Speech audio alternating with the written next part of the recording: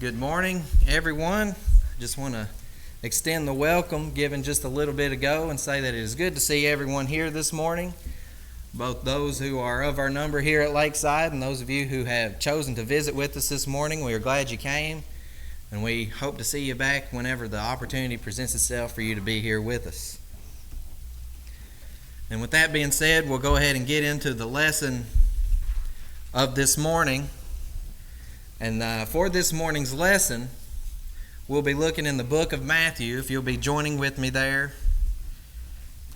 In the book of Matthew, and if you find in that book chapter 14, we'll be reading in Matthew chapter 14, and in that chapter we'll be starting in verse 22.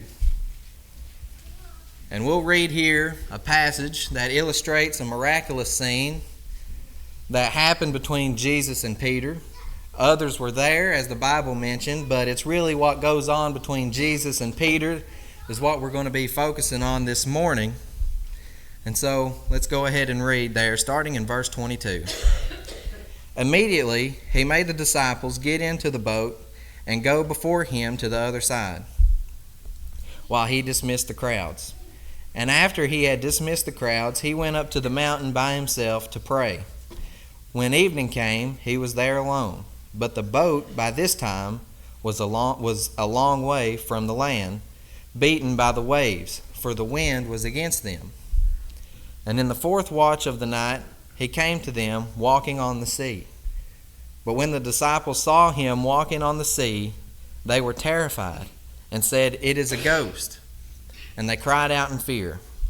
But immediately Jesus spoke to them, saying, "Take heart, it is I, do not be afraid." And Peter answered him, "Lord, if it is you, command me to come to you on the water." He said, "Come." So Peter got out of the boat and walked on the water and came to Jesus. But when he saw the wind, he was afraid and began to sink. He cried out, "Lord, save me."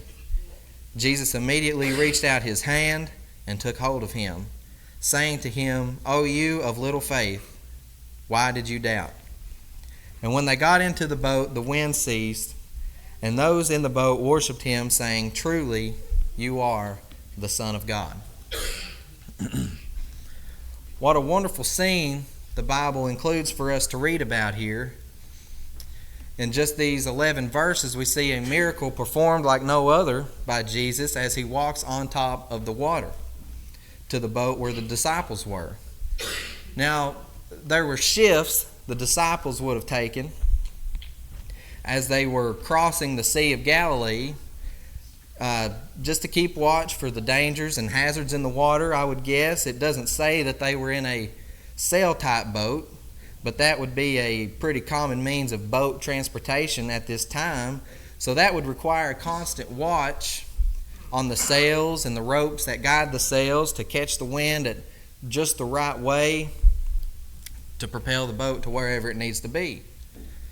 And if everyone was asleep and not watching, the winds would just blow the boat wherever it wanted. So someone would have to be up at watching these things to make sure they all get to their destination safely. An interesting thing I learned while studying for this lesson, that this idea of the word watch was actually a pretty popular means of keeping up with time. It was introduced by the Romans, where they divided the day and the night into thirds, and then that was adopted by the Hebrews, where they changed it to the fourth. And so each section, there would be time sections where that would be the first, second, and third, and fourth watch of the day. So that was just their way of kind of keeping track of what all happened during certain times. And my Bible here has a little side note that says this fourth watch would be between 3 a.m. to 6 a.m. So this would be the last leg of the real early morning where it's dark, up until sunrise.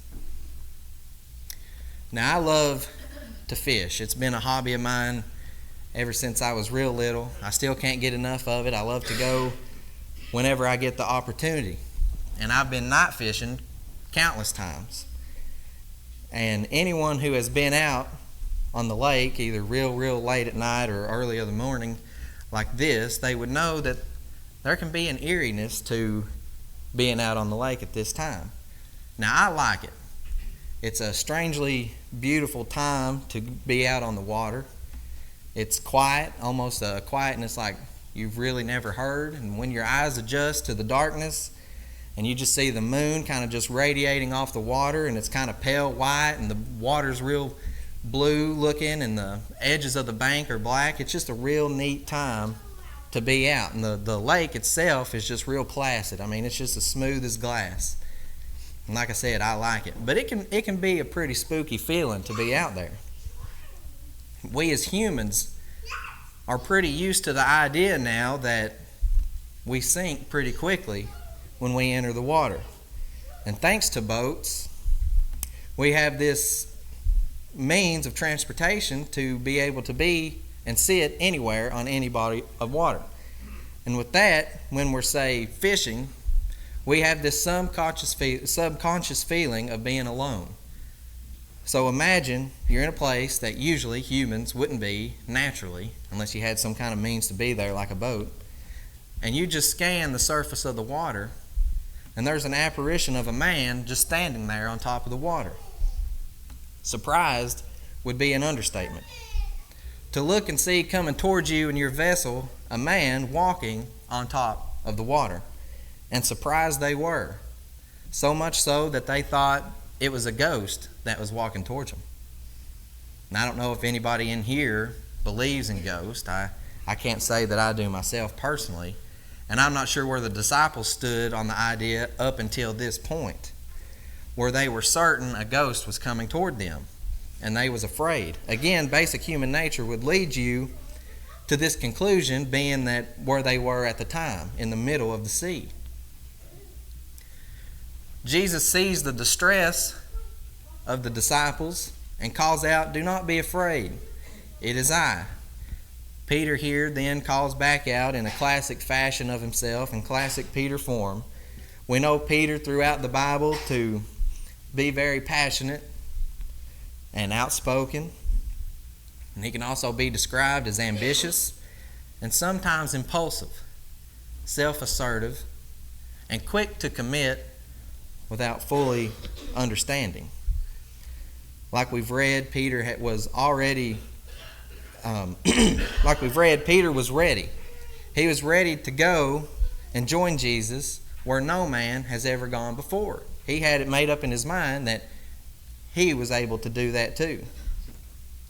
Jesus commands him to join them. Verse 29, Peter leaves the boat and walked on the water to Jesus. And what that first step must have felt like, if you can imagine swinging your leg over the edge of a boat and it landing firmly on the water. He walked, that means he took a few steps, or he took a few strides to get wherever Jesus was, to be able to meet up with Jesus, however far away he was from the boat. But it doesn't take long for something to go wrong. Peter begins to focus on the things going on around him instead of focusing on Jesus or focusing on the miracle that he is performing, and then he begins to sink. It's pretty easy to read this today and think, wow, how's that even possible? If we rewind just a little bit and look, we'll read that right before this, Jesus feeds the 5,000, which was another miracle performed in and of itself. So fresh on the mind, he then sees Jesus walking on water. He himself then walks on water. But his faith was still shook. He took his eyes and his heart off of the important and started worrying about what was around him, and he became afraid. What does Jesus do then? When he sees Peter begin to sink right in front of him, he takes him by the hand, he rebukes him a little bit, gives him something to chew on, gives him something to think about, and he leads him back to the boat to safety. So to make the application to us as Christians this morning, I'd like to dissect and look at a few key individual things that in this story, and see what they symbolize or resemble for us today. Because we Christians live this same scene all the time. Not physically, obviously, but spiritually, we are here in this situation more often than not. The two key elements of the story I want to look at are, one, the boat, and the water. And I think these two things still hold a very heavy, a symbolic message to us and in our lives today. So let's go ahead and be looking at the first thing, which is going to be the boat. What would this resemble to us as Christians today? I did some research on the boats that would have been very common for the people and the region that Jesus and the disciples were in at this time. So they would have been constructed with wood planks, and that was held together by what they call a pegged and mortise and tenon method. And what that is just a wooden peg driven into certain parts of the wood, essentially adding extra strength and stability to joints of the hull.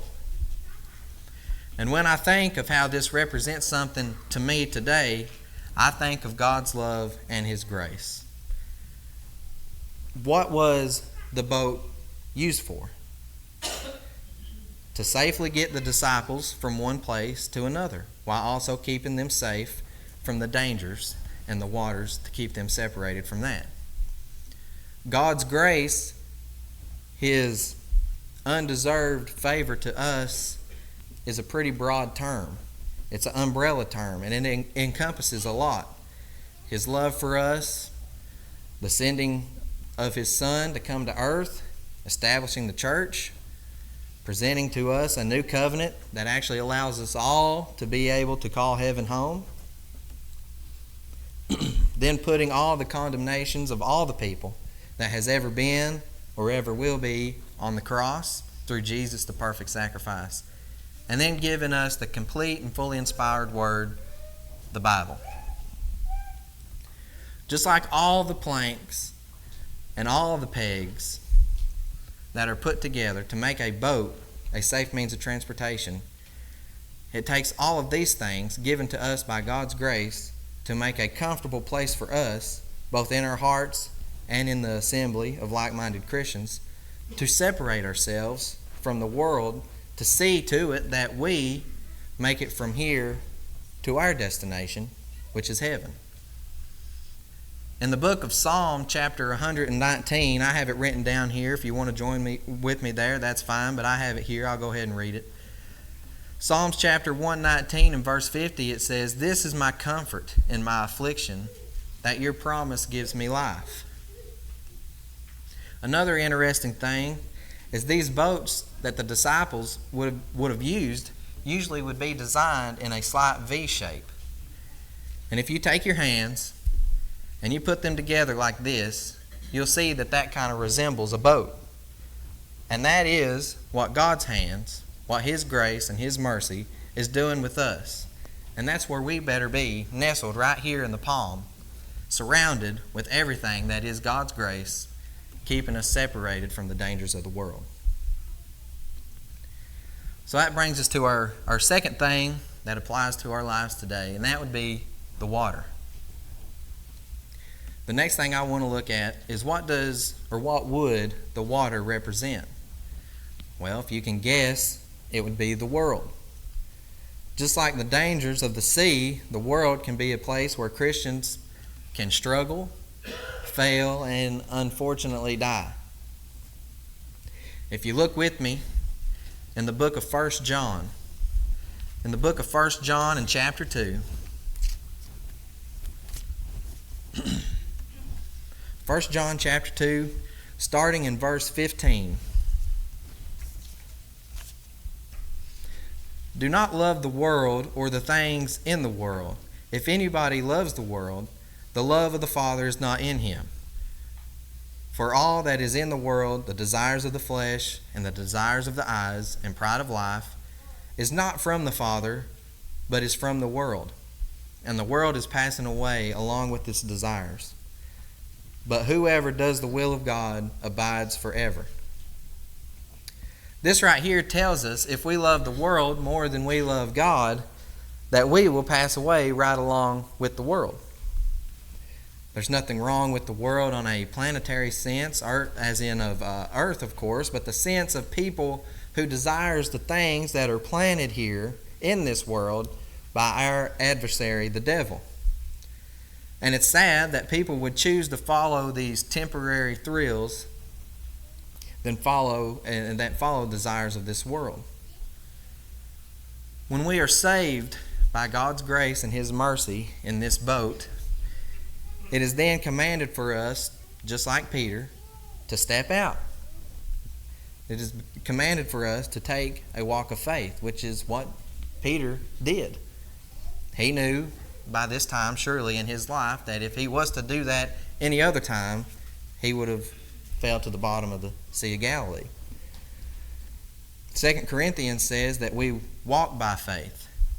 And faith is the believing that a promise will come true. When we're walking in faith, that sometimes means doing things that don't make sense to us personally, or doing things we don't find necessary. Faith looks at God's Word and says, if God says it, I'm going to believe it, and I'm going to fill my mind and my mouth with His words and thoughts, and I'm going to take steps of obedience to do what He says to do.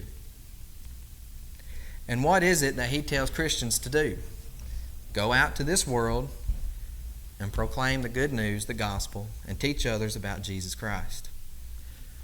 We are separated from this world, but we are surrounded by this world.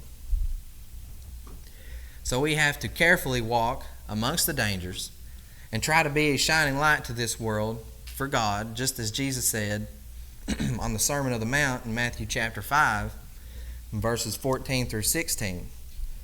You are the light of the world. A city set on a hill cannot be hidden. Nor do people light a lamp and put it under a basket, but on a stand, and it gives light to all the house. In the same way, let your light shine before others, so that they may see your good works and give glory to your Father who is in heaven. The Bible tells us, though, that this walk isn't for the weak. It's hard at times. It's a narrow path to be able to walk upright in this world. Like Peter, we usually start out really good, but it doesn't take long to realize that this isn't light work. The ways of the devil come at you harder now usually than when they ever did before. And I want you to think, if you live in a house, and in this house you live in, you have a basement, and you go downstairs, and as soon as your feet come off the last step, they splash in just about a quarter inch of standing water. Now we got some here that are pretty good home builders in the construction industry, and would that be a problem, Glenn or Tom, David, Mark? If you come into the basement of a home and there's a quarter inch of standing water in the basement, that would be a problem. Even if it is just a quarter of an inch, just a little bit that covers the whole basement, that would still be a problem. Regardless of how much water it is in your basement, would you not consider your basement to be flooded? Yes. And you'd want to fix it as soon as possible. Then why is it when we just dabble back into the worldly things, just a little taste of the things we used to indulge in before we were a Christian, why don't we stop it right then and there? When we see ourselves sinking up on the heels of our shoes just that little bit, why don't we stop that? If we were literally walking on top of the water and just that much water started to come over our foot, we'd be wanting to make corrections right then and there, because we knew death was right then and there if we kept going. Did you know that you can drown in just a teaspoon of water? A teaspoon of water in the lungs is enough to kill anyone. And that's exactly how deadly the desires of this world is. Just one little drink of this, one little bit of drugs or whatever it may be, a quick view of something sexually immoral, and that's all it takes. And before you even realize it, you're in over your head, you're sinking. Thankfully, like Peter, who cried out for help, we also can too.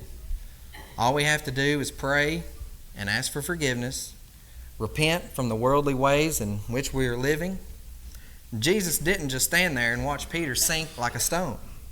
He was there in his time of need, and how thankful we should be that he is also there for us. We have the opportunity to cry out for help before it is everlasting too late. And maybe somebody's here this morning and you find it that you are taking on water. You're treading the water. Maybe you're fully submerged back into the things of this world and you're drowning. We invite you to get back to the boat. You can come forward and make it known. You have many here today that would love to help you and pray for you and encourage you to be able to start your walk back with Christ. And if anybody here is not become a Christian, like we read earlier, the things and the people of this world will all flee away. We'd like to see you come forward, turn your life to Christ if that is a need, whatever your need may be this morning. If you'd please just make it known where we can help while we stand and while we sing.